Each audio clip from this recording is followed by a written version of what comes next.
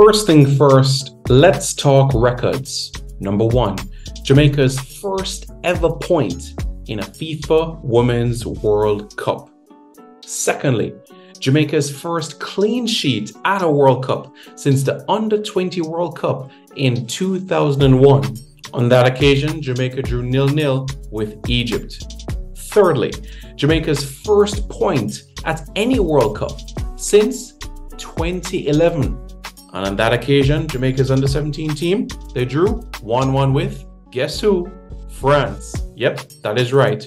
Rebecca Spencer joins a very, very special list as she's now Jamaica's second goalkeeper to ever keep a clean sheet at a World Cup. The first being Alien Whitaker in 2001. What a moment it was for Jamaica, picking up a historic point in the FIFA Women's World Cup. France, who were ranked number 5 in the world, were held by Jamaica, number 43 in the world. What does that mean now? Well, we'll have to keep keen and close attention to the next game. Brazil against Panama on Monday. Jamaica's next game, Saturday, 7:30 a.m. Jamaica time. 3 points would put Jamaica one step closer towards the round of 16 of the World Cup. Not only that, but it will also be very historic.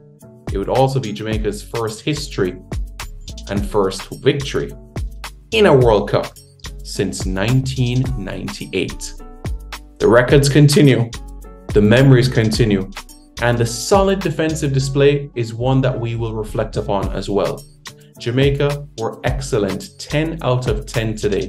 Defensively, resolute. Defensively, solid. And also 1 point secured firmly.